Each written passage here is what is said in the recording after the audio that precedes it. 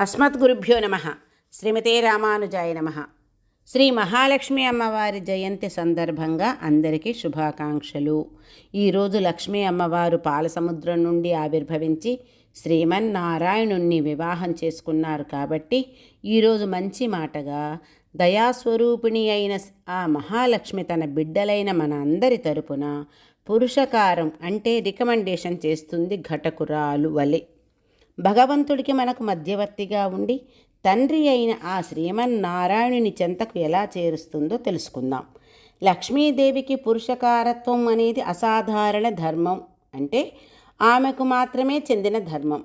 భగవంతుని ఆశ్రయించినప్పుడు ఆ జీవుని దోషాలను చూచి ఒకటికి పదింతలుగా భావించి ఆ జీవునిపై కోపగించుకొని అతనిని శిక్షించాలని అనుకుంటాడే తప్ప అనుగ్రహించాలని అనుకోడు.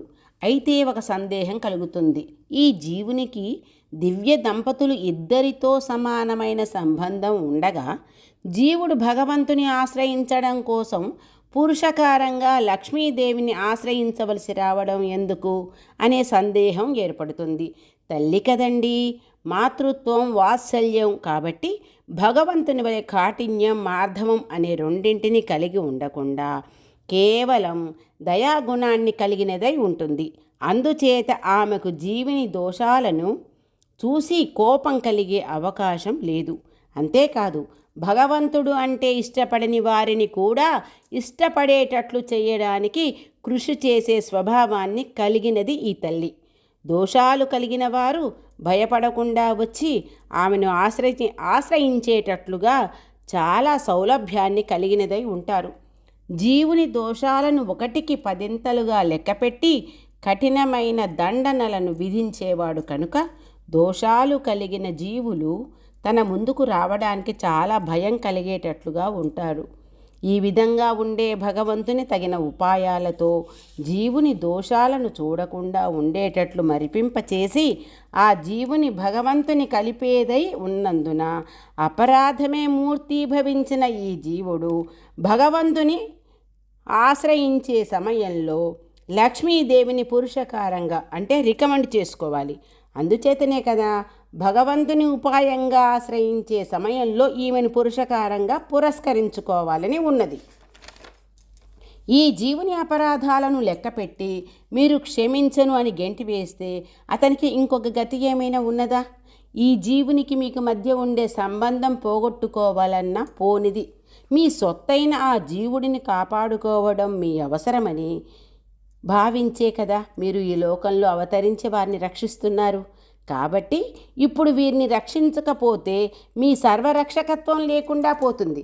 కాబట్టి తప్పక రక్షించాలి అని భగవంతుడికి ఉపదేశించి ఆయన మనసు మారుస్తుంది ఈ తల్లి. ఇక కృపతో జీవుని మనస్సుని లక్ష్మీదేవి మార్చే విధానం ఏమిటంటే, నీ అపరాధ బాహుళ్యాన్ని చూస్తే నీవు ఎవరి దగ్గర కూడా కాలు మోపి నిలవలేవు. భగవంతుడు నిరంకుశ స్వతంత్రుడు కనుక అపరాధాలను మన్నించి ఒకటికి పదింతలుగా తలచి తగిన దండలను చేసేవాడు. ఈ అనర్థం నుంచి నీవు తప్పించుకోవాలంటే నీవు ఆ స్వామి శ్రీచరణాలలో తలను మోపడం తప్ప నీకు ఇంకొక గతి లేదు సుమా. అపరాధ పరిపూర్ణుని నన్ను అతడు ఏ విధంగా అంగీకరిస్తాడు? దండించడా అని నీవు భయపడవద్దు. అభిముఖ్యం మాత్రంతోనే అన్ని అపరాధాలను సహించడానికి అంత మాత్రమే కాక వానిని భోగ్యంగా గ్రహించడానికి తగిన గుణాలతో నిండుగా ఉండే స్వామి అతడు ఈ విషయం లోకప్రసిద్ధమై ఉన్నది. అందుచే నీవు సుఖంగా ఉండాలి. శ్రీరామచంద్రమూర్తి సంబంధం తప్పనిసరిగా భయపెట్టి ఉపదేశించింది కదా. ఈ విధంగా లక్ష్మీదేవి భగవంతుడికి ఉపదేశిస్తుంది.